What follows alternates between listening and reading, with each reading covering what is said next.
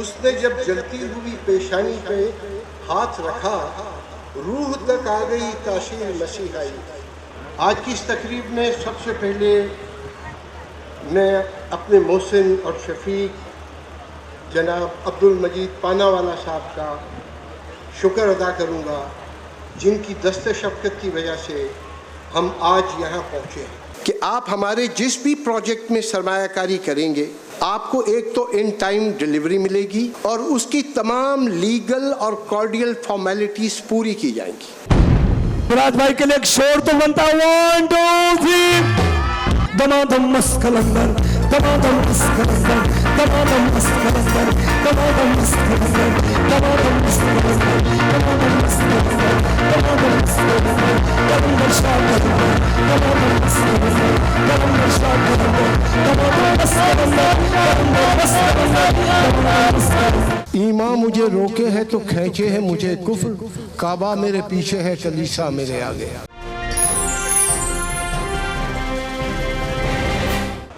آج کا یہ ڈیلر کنونشن جو منعقد ہو رہا ہے، اس کی میں تھوڑی سی وضاحت کرنا چاہوں گا۔ ایک شخص پھول لیتا ہے اور وہ پھول کسی دوسرے کو دے دیتا ہے۔ وہ ایک لینے والا ہے اور ایک دینے والا ہے۔ پھر اس کے اندر اس پھول کی خوشبو ہے۔ وہ خوشبو ہمارے یہ ڈیلرز، ہماری یہ ورکرز اور ہمارے یہ مینجمنٹ کے ساتھی ہیں جو اس پھول کی خوشبو کا روپ اختیار کرتے ہیں، جو نظر تو نہیں آتے لیکن خوشبو انہی کی وجہ سے ہوتی ہے۔ تو آج ہم ان کو ٹریبیوٹ پیش کر رہے ہیں ایک شیل دے کے، اور ان کی کاوشوں کو سراہنے کے لیے اور ان کو اپریشیٹ کرنے کے لیے اور ان کو بیک اپ کرنے کے لیے آج یہ کنونشن ہم منعقد کر رہے ہیں۔ آج کی اس تقریب میں سب سے پہلے میں اپنے محسن اور شفیق جناب عبدالمجید پاناوالا صاحب کا شکر ادا کروں گا، جن کی دست شفقت کی وجہ سے ہم آج یہاں پہنچے ہیں۔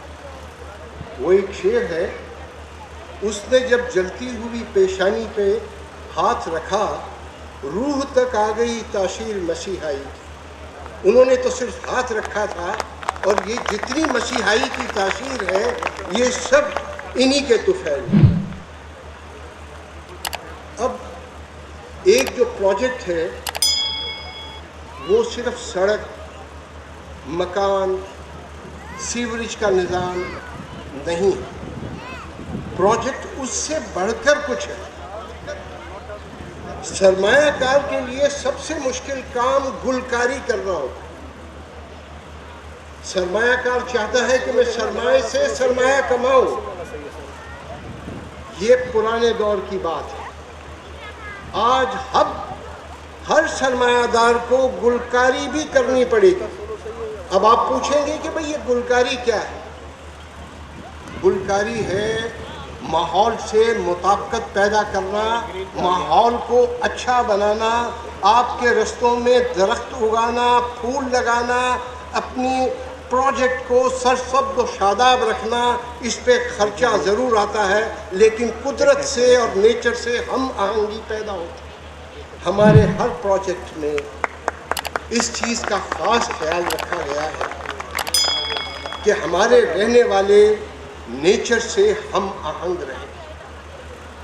صاف ستھرا ماحول بے حد ضروری ہے، نہ صرف صحت کے لیے بلکہ آپ کی جسمانی مشقت کے لیے بھی۔ جب تک تازہ ہوا میسر نہیں ہوگی آپ کچھ بھی نہیں کر سکیں گے۔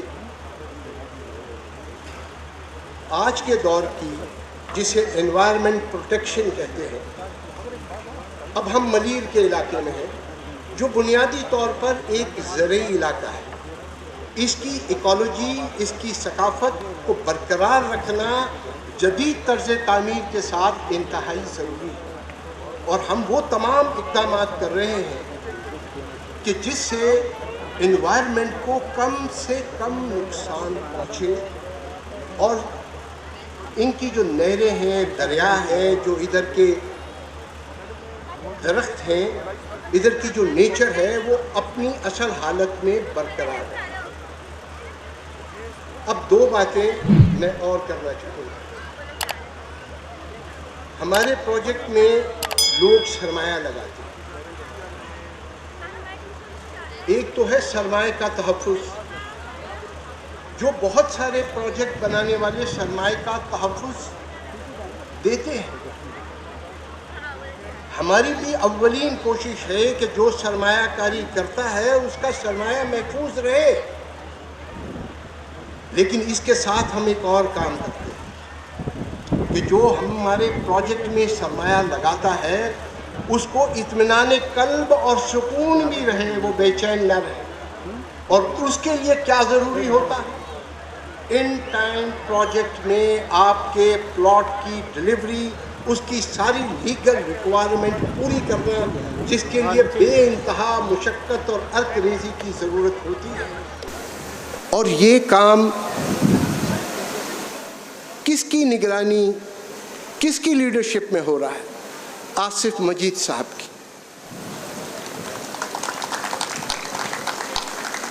ایک لیڈر پروجیکٹ اسٹارٹ تو کر دیتا ہے، لوگوں کو موٹیویٹ بھی کر دیتا ہے، اپنے ورکروں کے ذریعے کام بھی لے لیتا ہے، یہ تو ایک بڑی خوبی ہے.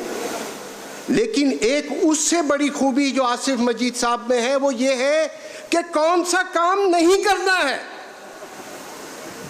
تو آصف مجید صاحب اس بات کا خاص خیال رکھتے ہیں کہ جو ضروری کام ہیں، جو اہمیت کے کام ہیں وہ کیے جائیں، غیر ضروری کام نہ کیے جائیں.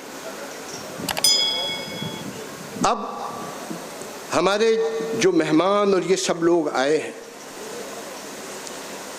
ایک تو یہ ہے کہ ہم آپ کو یہ اطمینان دینا چاہتے ہیں کہ آپ ہمارے جس بھی پروجیکٹ میں سرمایہ کاری کریں گے آپ کو ایک تو ان ٹائم ڈلیوری ملے گی اور اس کی تمام لیگل اور کارڈیل فارمیلٹیز پوری کی جائیں گی. آج ہم نے جہاں یہ دنیا داری والا معاملہ کیا ہے اس کے ساتھ ہم نے ایک اور معاملہ بھی کیا ہے، وہ ہے کہ ایک میوزیکل شو آپ کے روح کی غذا کا بھی اہتمام کیا گیا ہے. اب وہ کیوں کیا گیا ہے کہ وہ کہتے ہیں غم دنیا میں غم یار کو شامل کر لو، نشہ بڑھتا ہے شرابیں جو شرابوں میں ملے. بہت بہت شکریہ. آپ کی رائے نیچے کامنٹ کر کے ضرور بتائیں، اور اگر یہ ویڈیو آپ کو اچھا لگا ہو تو اس ویڈیو کو لائک اور اپنے دوستوں کے ساتھ شیئر کرنا مت بھولنا. اور اگر ابھی تک آپ نے ہمارے چینل کو سبسکرائب نہیں کیا ہے تو سبسکرائب کر کے نوٹیفیکیشن بیل کو آن کر دیجیے